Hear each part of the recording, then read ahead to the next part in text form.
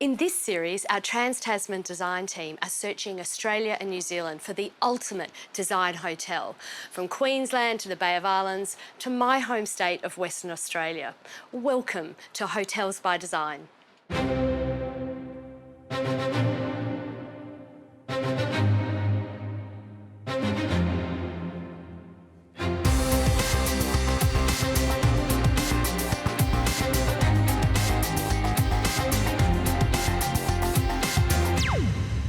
Last episode, our field of projects started strong, with the judges selecting New Zealand's the Lindis and the Blackbird Byron in northern New South Wales to go through to our top 10 final. I'm in just absolute awe of all these projects. Design is definitely alive and well within New Zealand and Australia. We are leading the charge. Our design industry leaders have come together via Zoom to judge each hotel on originality, aesthetics, sustainability and service, and will ultimately crown one hotel the best design destination in Australia and New Zealand. We want to get to what the hotel really stands for and how it links both the environment, the hospitality and the design. So Makepeace Island, what a beautiful spot. Now, it's not up in Bali, but it looks like Bali. Great destination for a family getaway or even a small business conference. We're on our way to Makepeace Island in the Noosa River on the Sunshine Coast.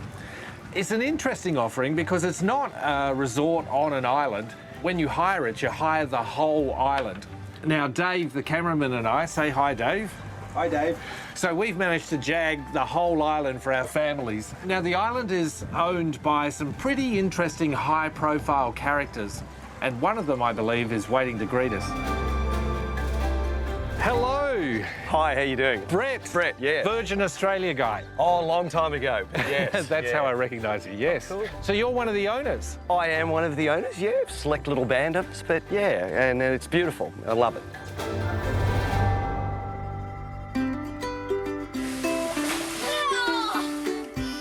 How did you get to own this island? Oh, well, that's an interesting story, and I found out about it after I owned it. Richard and I were up here in Noosa for... Now, wait a second. You're talking about Sir Richard Branson, yeah? Yeah, Richard, yeah. We were just chugging down the river and there was a for sale sign out the front of an island, and unbeknownst to me, Richard had already touched base with the owners to say he was coming to visit, and he just said, oh, why don't we just pull in and have a look at this place? And as we were walking out, I'd heard the price. I said, Richard, leave it to me. If you want this island so badly, give me the weekend, I'll see if I can get a better price. And he just said, like, too late, we own it. Everything in this room, all the structures even, were built in Bali, put into 103 shipping containers and floated down this river here to be rebuilt here over a 3-year period. Makepeace Island, a curious name. There's some history to it. In fact, Richard wanted to call it, honestly, Make Love Island quite a few years ago, but we had to and wanted to keep Makepeace because the settlers who first lived on the island, the Nichols, Hannah Makepeace was their housekeeper. She lived here until shortly before her death in the 70s. So Hannah Makepeace Island, it's what it is and what it should be.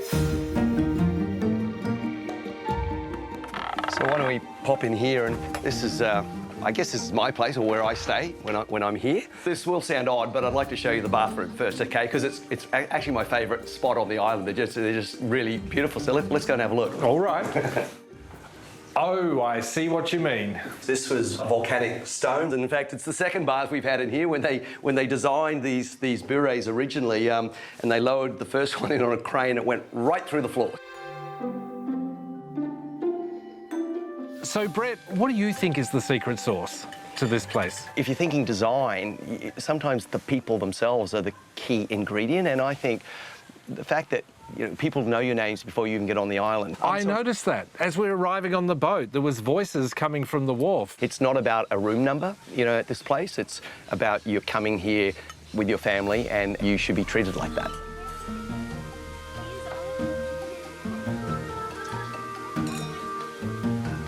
So this is Richard's villa. In fact, I'm told he refers to it as his Australian home. But tonight, it's my family's home.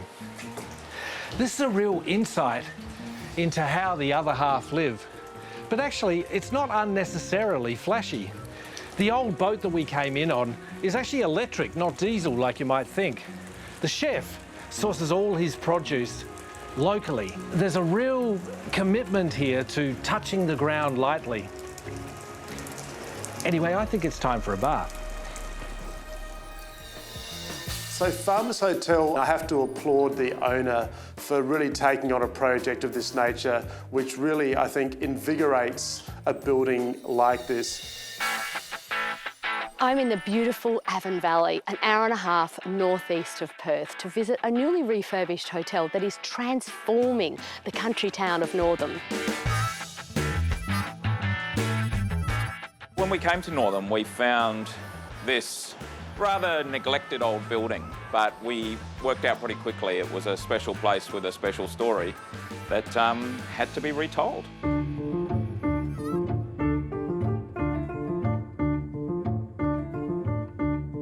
We're in a very historic part of Western Australia. York, which is just down the road, is the oldest inland settlement, and Northam became the administrative centre of what's now known as the Avon Valley, which of course is now all about tourism.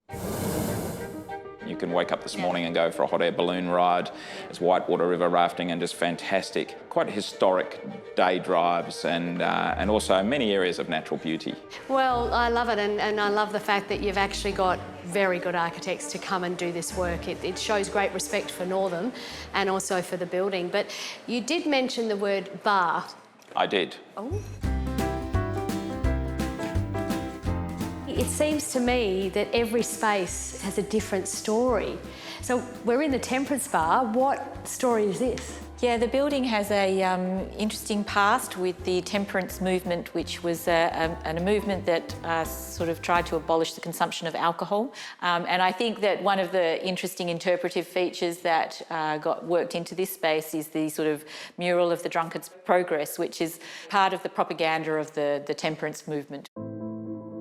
There are 16 rooms and they are all slightly different.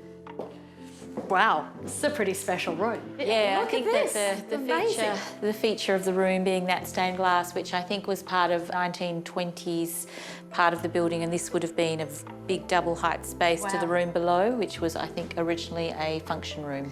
Often when they did those renovations in the last century, they would have taken that out, sold it, flogged it or something. So it's so fantastic that it's still there. Yeah.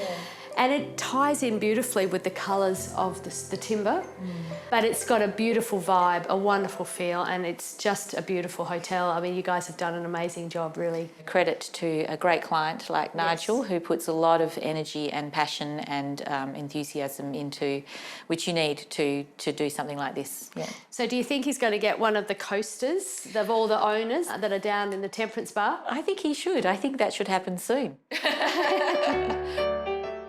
The refurbishment of the historic Farmers Home Hotel here in Northam demonstrates that quiet, elegant and clever design can be warm and welcoming for visitors and locals alike. What better place to base yourself when you want to explore the beautiful Avon Valley?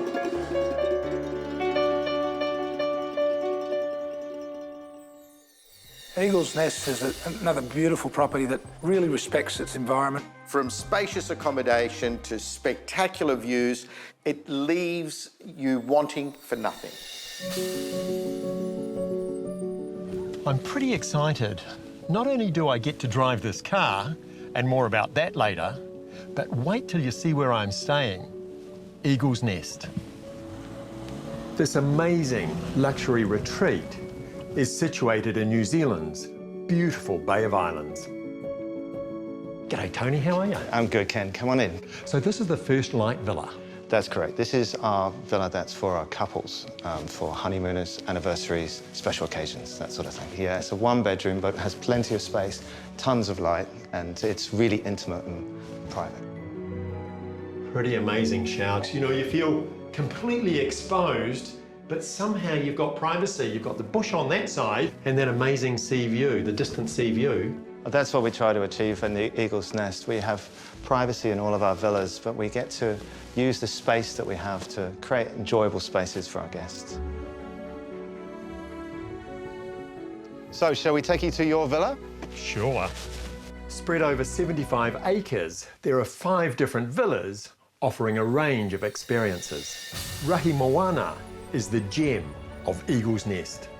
And does everybody that comes to Rahi Moana get to drive this? That's correct. It's a complimentary inclusion for all guests at Rahi, and it means that you can get out and about and enjoy the Bay of Islands in your own time. I mean, look at that vista. Unbelievable. The experience of the water in the pool against the sea is amazing. The villa is about the in and out flow. We're moving from the inside to the outside seamlessly. It's all about water and light. This space feels pretty amazing. And I've heard a bit of a story about it. Yeah. So the owners, when they were constructing it, they're very spiritual people, and they believed in ensuring that there were positive energies throughout the entire construction period. So even when they were laying the piles for the original foundations of the buildings, every single pile had some crystals poured in with the original wax, and this goes throughout the whole villa, even into where the fireplace is lined with crystals all the way underneath. It just gives this energy. It's almost indescribable. Whilst we sell opulence in hospitality, we can do it with a small environmental footprint. So everything that we do on our 75 acres is done organically. We don't spray any chemicals anywhere on the property. All of our amenities are eco-store products. All of our food is organic or local, and it's all incredibly fresh. This looks like the sort of place that famous people would stay at, movie stars. Can you spill the beans? Well, I wouldn't be able to tell you that, absolutely not. But we do have a wonderful mix of guests from all over the world.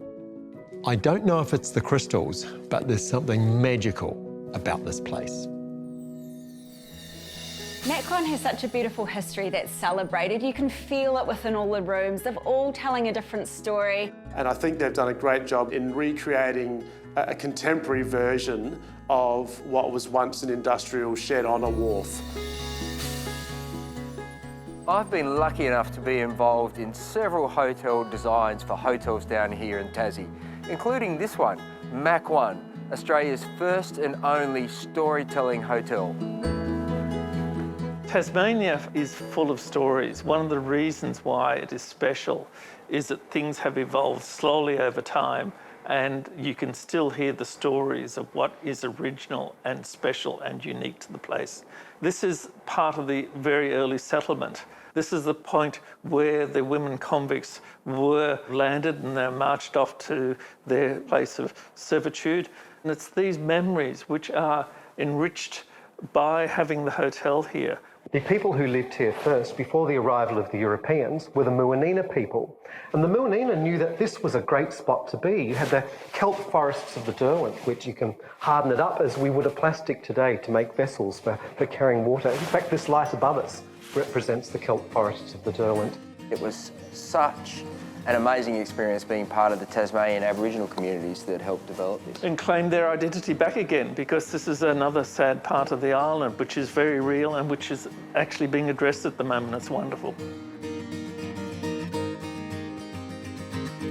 From each area, we deliver a different array of stories. Here, it relates to the artefacts that relate to early industries, such as mining and whaling and fishing and seafaring. Here's the stories of the early agricultural land against the backdrop of the early cove where those ships actually came in and sort of anchored.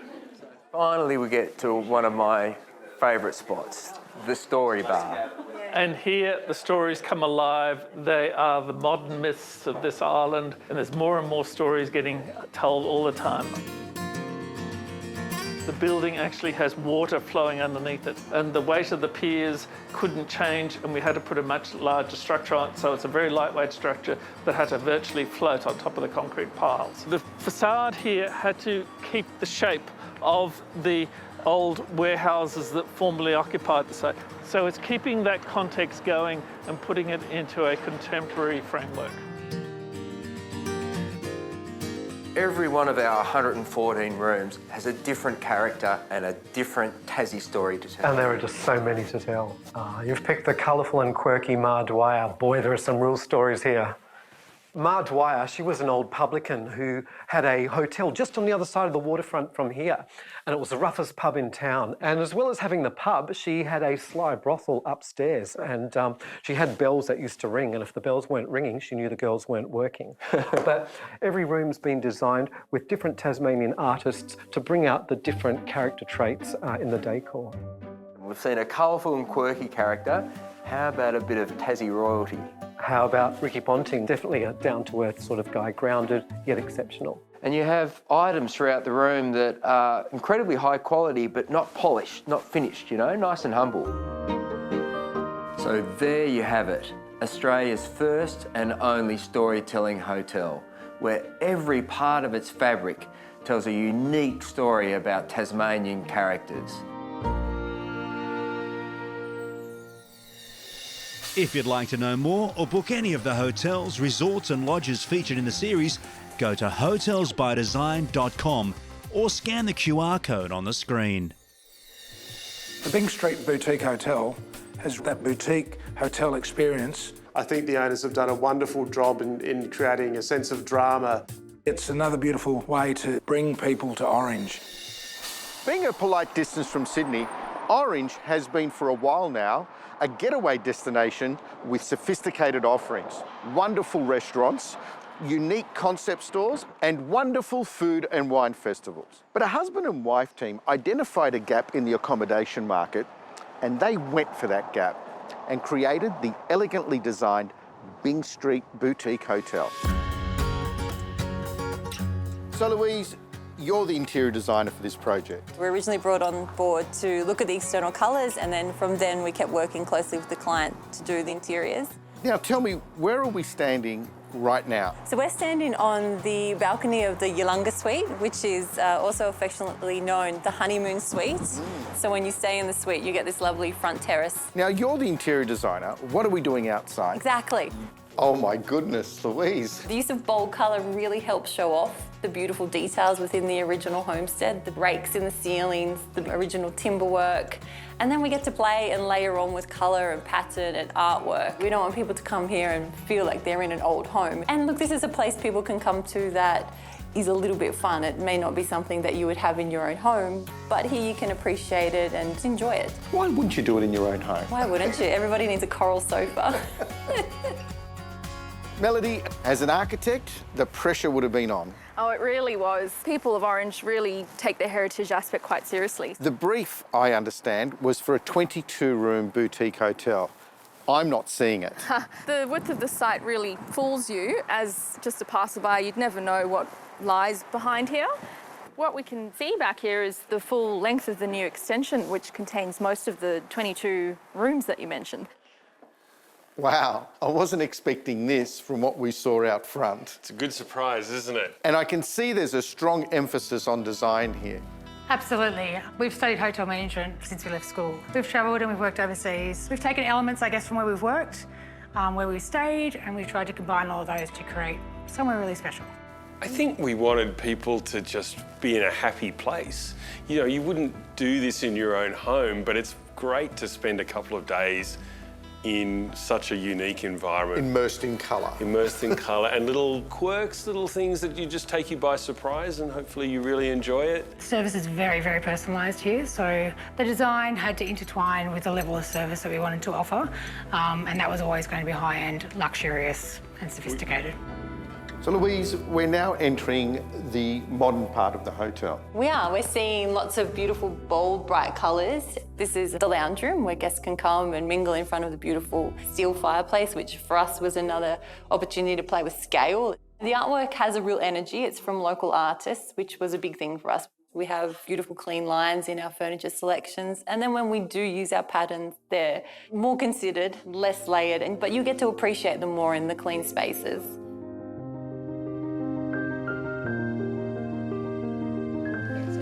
Orange really is a breath of fresh air and filled with wonderful little bespoke experiences just like this. And Chris and Tom's warm hospitality and the Byng Street Boutique Hotel just enhances the whole Orange story. Guys, can I stay just a couple of more nights? Sure. Cheers. It's time for the judges to reveal which projects will go through to the final. This episode, they've chosen the Farmers Home Hotel from Northam in Western Australia. I think it's a great example of how we can repurpose significant old historic buildings that really create destinational hotels and environments. Which hotel from the series do you think should win? Vote for your favourite hotel in the Queensland Australia People's Choice Award. Just by casting your vote, you could win the ultimate Queensland holiday with flights included. Just go to hotelsbydesign.com or scan the QR code on the screen and cast your vote. Good luck. Join us again when we bring you more fantastic design hotel projects from Australia and New Zealand on Hotels by Design. Next episode, a tale of two Marlboroughs in New Zealand and a jungle retreat in northern Queensland. If you'd like to know more or book any of the hotels, resorts and lodges featured in the series, go to hotelsbydesign.com